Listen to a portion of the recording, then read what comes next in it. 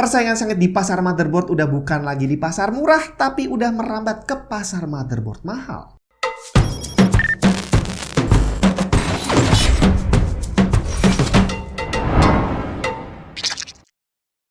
Windows kamu masih bajakan? Ganti original, malulah.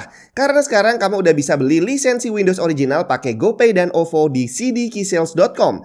Tinggal klik link di bawah, masukin keranjang, tulis kode voucher TNT untuk dapat diskon tambahan, check out dan pilih metode pembayarannya. Kalau udah selesai, kamu akan dapat license key Windows original yang bisa langsung dipakai untuk mengaktifasi Windows kamu. Bukan cuma Windows, di cdkeysales.com kamu juga bisa beli software dan game original. Link lengkap ada di deskripsi. Jadi ceritanya dalam dunia teknologi itu awalnya dulu ya, kasta sebuah produk itu sudah bisa ditentukan dari nama brandnya, bukan tipe barangnya. Jadi kalau tipe itu dalam motherboard ini chipset Z790 adalah kasta tertinggi. Bawahnya ada yang seri B, ada yang seri A gitu ya. Bukan itunya, tapi lebih ke brandnya. Bener-bener brand A itu adalah brand yang barangnya menengah ke atas, brand B menengah ke bawah, dan brand C itu yang murah doang misalkan. Jadi ada masanya di mana pembagian kasta tadi itu udah bener-bener ditentukan dari nama brand gitu ya. Jadi saya ingat banget zaman dulu ada satu brand motherboard yang sekarang udah nggak ada. Mereknya adalah DFI, di mana DFI itu dia lebih fokus ke barang-barang menengah ke atas. Jadi kalau kamu pakai barangnya DFI itu udah top banget lah ceritanya. Nah terus waktu itu juga ada beberapa brand yang memang khusus membuat barang-barang murah. Jadi untuk orang-orang yang seperti saya ya carinya brand-brand yang memang jualan barang murah aja. Ini sebenarnya bukan eksklusif di bidang PC aja, tapi hampir di semua jenis barang itu punya skema yang hampir sama. Handphone juga sama. Kamu mau beli smartphone, kalau mereknya yang satu itu biasanya barangnya memang mahal semua. Kalau pengen cari yang murah, cari brand yang lainnya. Cuma sekarang arah persaingan sudah semakin berubah. Udah semakin sengit ya saingan antar satu brand dan yang lainnya. Sampai akhirnya batasan bahwa brand tertentu harus memproduksi barang atas doang atau barang bawah doang itu sudah nggak ada. Dan yang bikin berat adalah karena brand-brand yang bikin barang-barang bagus sebelumnya sekarang ikutan bikin barang murah. Dan akhirnya bikin merek-merek yang tadinya memang untuk ramah kantong gitu ya semakin terdesak gitu. Karena pasarnya mereka yang tadinya memang udah fix mereka kuasain, ternyata sekarang kedatangan pesaing baru di mana mindsetnya orang adalah kalau brand A yang sudah biasa bikin barang mahal gitu ya, terus tiba-tiba mereka bikin barang murah, harusnya lebih bagus nih. Padahal nggak selalu seperti itu. Mereka bisa bikin barang bagus karena memang harganya mahal. Begitu mereka bikin barang yang harganya murah, ya kualitasnya akan jadi kualitas murah. Tapi mindset pembeli susah untuk dirubah. Orang sudah terlanjur berpikiran bahwa brand A ini bagus karena barang-barangnya banyak yang high end. Brand B jelek karena barang-barangnya murah semua. Akhirnya mau nggak mau produsen barang yang ramah kantong ya harus memaksakan diri untuk juga ikutan bersaing di pasar barang kelas atas. Cuma yang barusan ini hanya pengamatan saya pribadi. Apakah aktualnya seperti itu? Saya nggak tahu. Tapi yang pasti satu brand Biostar ini adalah salah satu brand andalan saya dari sejak dulu kalau mau ngerakit PC dengan budget terbatas gitu ya. Dan kemarin saya sempat kaget karena waktu saya lagi mau cari-cari motherboard, saya searching Biostar seperti biasa. Muncullah banyak pilihan produknya Biostar yang harganya cuma sekitar 1 jutaan, bahkan yang di bawah 1 juta juga ada gitu ya. Sampai akhirnya tiba-tiba saya nemu ini Biostar kok harganya 6 jutaan, bre. Apaan nih? Saya lihat judulnya Biostar Z790 Valkyrie dan waktu saya lihat desain motherboard dan spesifikasinya kayaknya bener aja kalau ini adalah motherboard mahal. Berarti artinya Biostar udah mulai membuat barang-barang high end untuk bisa mulai bersaing dengan brand-brand lain yang udah lama sebenarnya bikin produk-produk yang kelas atas gitu ya. Nah tinggal gimana nih, apakah performance-nya bener-bener bisa bersaing? Secara desain dari atas terlihat kokoh banget, sekilas nggak kalah dengan Z790 lainnya di level harga yang sama atau bahkan lebih tinggi. Dari desain heatsink VRM yang extended, nyambung sampai ke bagian I/O panel cover, dan ini pun masih nyambung lagi sampai ke bagian bawah.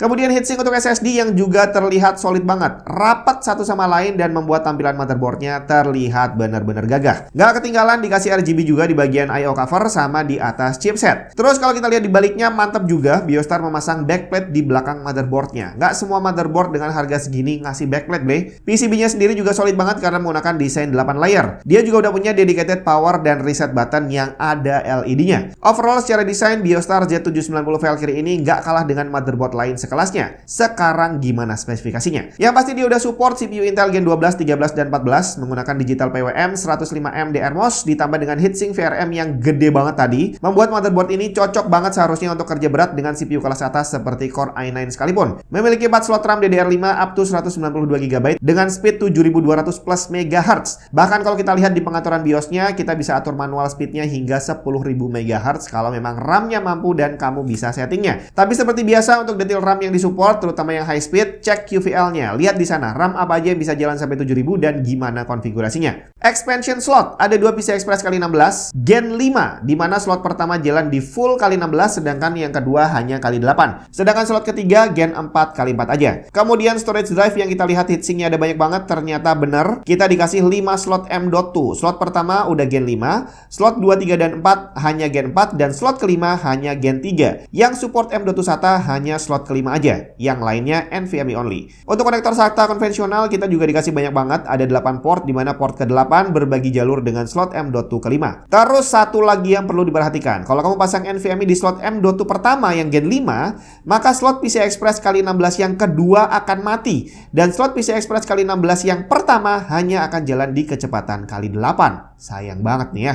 Kemudian untuk USB, kita udah dikasih 2 USB-C 20 GB per second, di mana yang satu terpasang di belakang dan satunya untuk front panel. Ada lagi USB-C 10 GB di bagian belakang yang juga support DisplayPort 1.2. Kemudian untuk USB-A 10 GB total ada 8, 6 di belakang dan 2 untuk front panel. Dan terakhir USB 2 ada 4 yang semuanya untuk front panel. Sekarang kita lihat di I/O panel bagian belakang, urut dari tombol Smart BIOS untuk update BIOS tanpa CPU. Cuma sayang sekali di sini tidak ada tombol Clear CMOS. Kemudian ada slot HDMI dan DisplayPort. Terus ada total 8 port USB, di mana yang 6 adalah USB-A 10 GB dan USB-C tadi udah disebutin, yang satunya 20 GB dan satunya 10 GB dan udah DisplayPort 1.2. Kemudian ada LAN port 2,5 GB dan konektor audio yang ada banyak. Kemudian colokan antena, ini yang agak aneh. Sempat bingung soalnya, ada colokannya tapi nggak dapat antenanya. Ternyata Biostar Z790 Valkyrie ini memang nggak punya Wi-Fi dan Bluetooth. Support Wi-Fi dan Bluetooth tertulis, tapi harus dibeli terpisah dalam bentuk M.2 card e-key. Cukup disayangkan karena motherboard ini udah termasuk kelas atas. Kemudian untuk software, Biostar terlihat masih kurang. Softwarenya ada tapi masih terlalu simpel dan beberapa opsinya masih cukup bikin bingung. Tapi nggak jadi masalah karena brand lain ada juga yang awalnya punya software kurang bagus, tapi setelah jalan beberapa tahun masih belum bagus juga. Nah, sekarang kita lihat gimana VRM performance-nya untuk jalanin Core i7-13700K, CPU paling boros daya yang ada di studio Tech and Tips saat ini. Untuk memori, saya pakai Adata XPG 6000 MHz. RAM ini kebetulan masuk di dalam QVL motherboard Biostar Z790 Valkyrie. Cuma untuk QVL ini memang suka bikin pusing sih ya. Kalau kita lihat keterangan di bagian bawah, itu ada tulisan bahwa ini bukan list lengkap, hanya guidance untuk testing. Jadi pada dasarnya, mau RAM kamu ada atau nggak ada di dalam daftar ini, hasilnya tetap tidak bisa ditebak.